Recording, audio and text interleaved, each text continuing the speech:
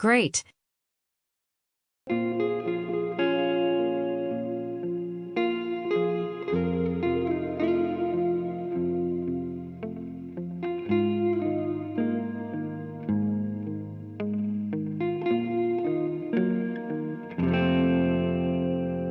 The months drag on turbid and slow like a muddy river.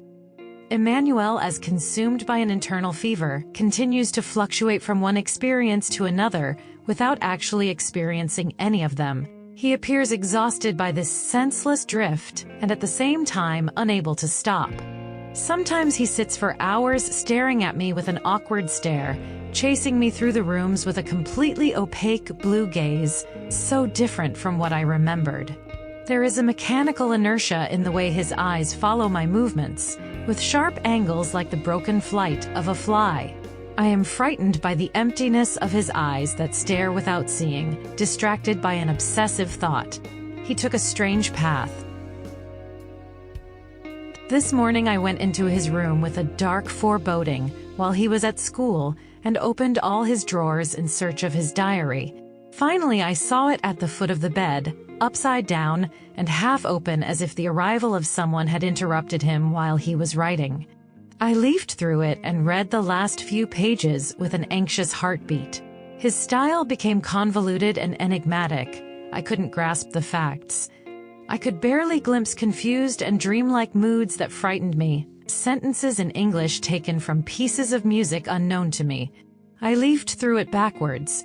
At a certain point, under a date a few months earlier, there was a name that looked like mine, written in capital letters and crossed out with angry pen strokes.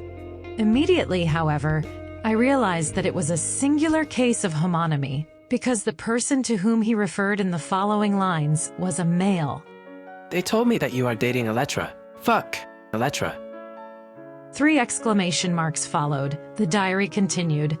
You're a goddamn asshole, you fucking hypocrite. I hate myself for loving you. In the following dates, it was all an overlapping of emotional expressions, little more than interjections, from which a convulsive inner chaos emerged. I was struck by the sentences. She's like a bad angel. She makes me feel terrible. God, I thank you finally. I closed the diary with an overwhelming sense of anguish and left the house, promising myself to go back to the villa in the afternoon to keep an eye on him while awaiting Michael's return. I enter the house with a general greeting to which no one answers. Emmanuel is studying mathematics in the living room with a schoolmate of his. I go to the kitchen and ask Teresa to prepare something for a snack. While I help her stuff the sandwiches, the maid, without looking at me, says, Master Emmanuel isn't well, did you notice? I pretend not to understand. Is he sick? She purses her lips by forcefully squeezing a lemon. He's with a girl older than him. Teresa doesn't know that what she's squeezing into the glass is my heart. After a moment of terrible disorientation, I recover. I mentally repeat the lesson I've learned by heart. I tell myself that losing him is in the natural order of things, that I've always known it, and that it's childish of me to arrive unprepared for the fatal moment.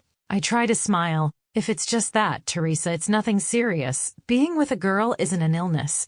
She stares at me with a very hard look, aligning the sandwiches on a tray. Some women are worse than an illness. She turns her back on me and opens the refrigerator. Ay, madre de Dios.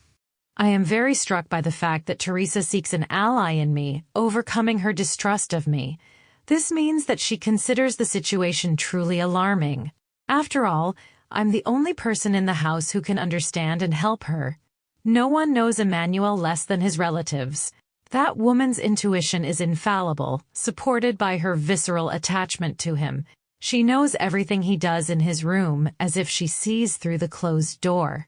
An older girl, but not only, evidently also very dangerous. Jealousy devastates me at the thought of that uncomfortable and unexpected passing of the baton.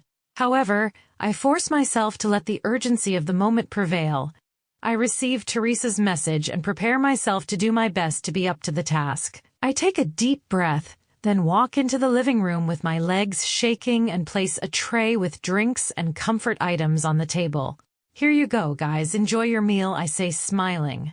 The friend thanks. Emmanuel says nothing. Everything okay? I ask him. Great. He replies without looking up from his math book. The dark shadow under his eyes indicates fatigue, insomnia, profound unease, and also something else that I prefer not to understand. Teresa is right. He is not well at all. I feel such an intense affective impulse that it causes me physical pain to have to repress it. I stroke his hair and this gives him a sudden shiver. Then I leave the room and go back to the kitchen to make more sandwiches. From the kitchen, I hear his friend's voice. Your mother is young. A moment of silence. Teresa looks at me. Emmanuel bursts out laughing. I cut myself with the bread knife.